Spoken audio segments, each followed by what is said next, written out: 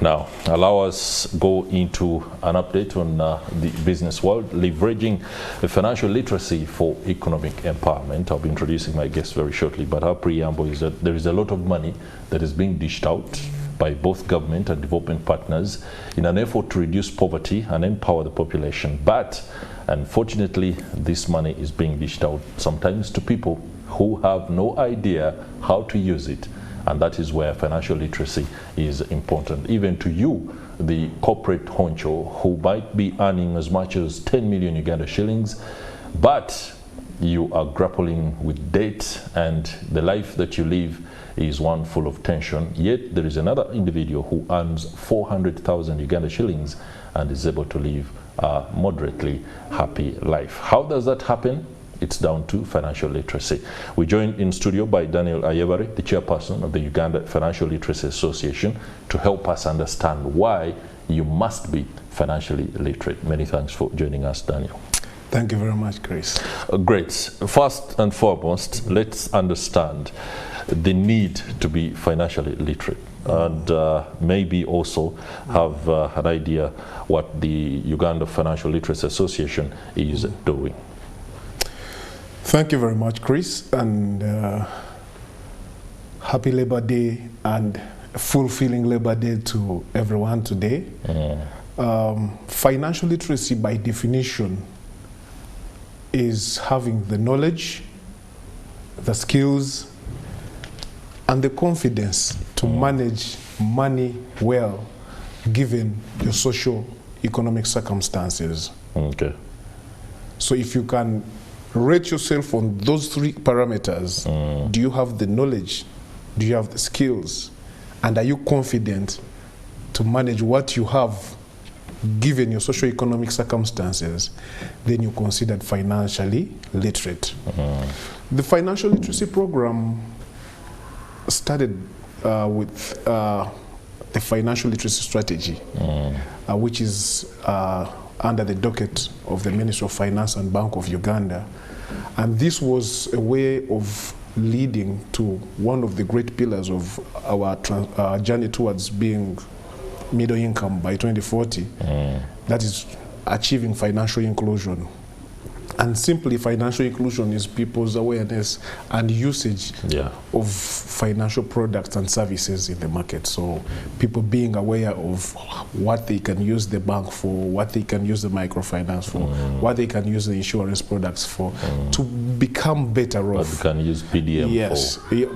What can use PDM for? That's the baby in the market. That's the baby to the and how this all plays. And so, for most of the programs that have been running, if you've been noticing, is whether a Myoga, Youth Livelihood Fund, Women Funds, and all that, the biggest challenge that has come across at the end of it all is a lack of financial literacy at the core, coupled with mindset. And that's why the program cannot run separately from mindset.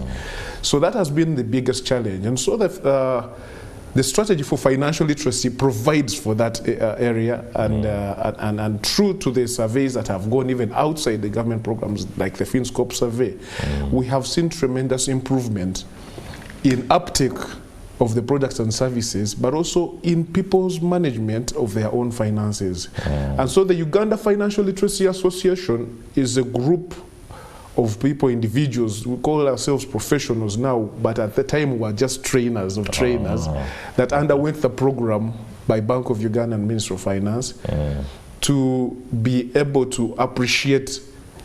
There were 8 modules that were brought out that each individual Ugandan should be able to know or have the basics about for them to make informed decisions. That's right. It's personal financial management, savings, investment, insurance, debt management, amabanja. You know, that's a very big challenge these days. Huge. Understanding financial services. You have seen a lot of providers who come promising heaven and earth, whether in investment, whether in other services, and then they run away with money. It's important to know where you put your little money, or whether it's a lot, where you put it.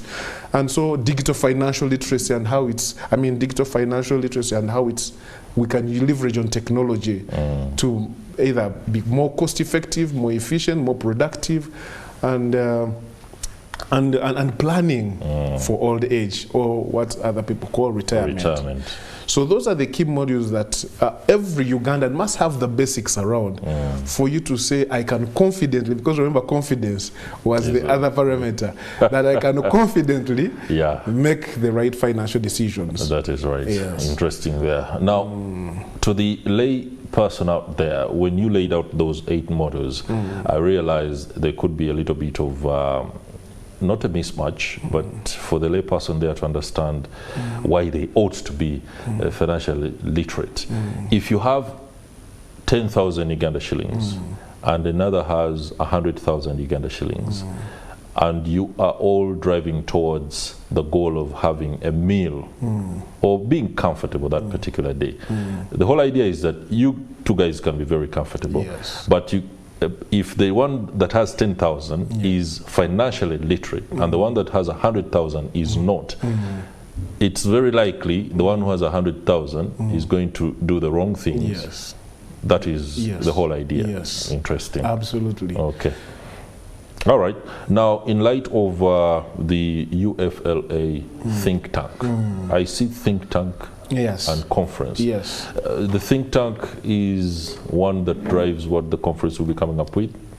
Yes, so it's a think tank conference. Think tank conference. Yes, so what the think tank is about, and again, of course, adding to what the association is about, the people who got trained through that program, we are about 2,500 now, covering over 77 districts, able to communicate in about 33 local languages.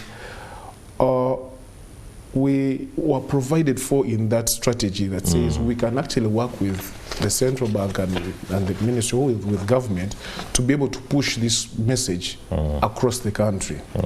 So what we have done as the association is to ask ourselves, what can we do better? How can we support better? We have, what our strength is the human resource. The human resource, And by the way, kudos to the members. These are voluntary. But we are running a social business model. As you're volunteering, can we create a profession out of what we are doing? We are solving a national problem. That is right. But people need an income to take home. So I think it is more sustainable than us saying let's depend on donor funds or on government, whatever. If that comes through, it's a win-win, and we would love to have that. But if in case it doesn't, we have seen what the program has done for us as individuals. At individual level, we've seen the changes in our own management of our own funds, our own attitude, and the testimonies are there. So what we say that we'll take this to where we are. So the think tank conference is to bring stakeholders in one place. Stakeholders of public sector, that is government, of course, which is on the policy side, but also have private sector who are beneficiaries of financial literacy. The statistics show that enhanced financial literacy leads to inclusion, and inclusion has service providers. That's right. It means that if people are now willing to take up more of these products and services, it is the banks, the insurance companies, the investment firms, the brokerages that also benefit from this, because they'll be the ones providing the service and making profit. So we are bringing them into the same. Then on the other side, we also have civil society or development partners that are running what we call community empowerment programs. We have been having a challenge of all these areas, all these three working in silos. So you have government working on PDM, it's working alone. We have a development partner, they are saying we want to get these people out of poverty, they are working alone.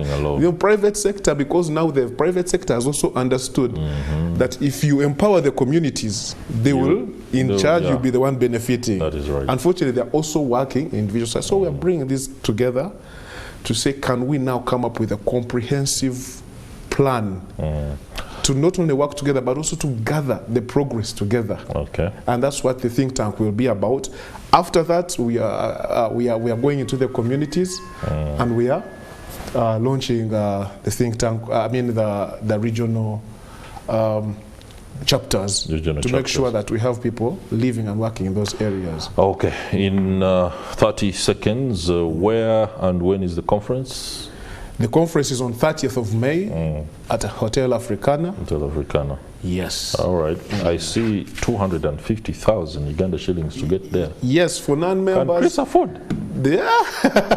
For non-members, 250,000, but I can guarantee you the value is more than that money. All right. And for the members, it's 100,000. No doubt. Many thanks, Daniel Ayebare, President of the Uganda Financial Literacy Association, for that perspective. I hope it does open your mind to the fact that you need to be knowledgeable on how you use your money, because after all, if you misuse it, then it is you that are going to fall into the pitfalls of poverty and debt.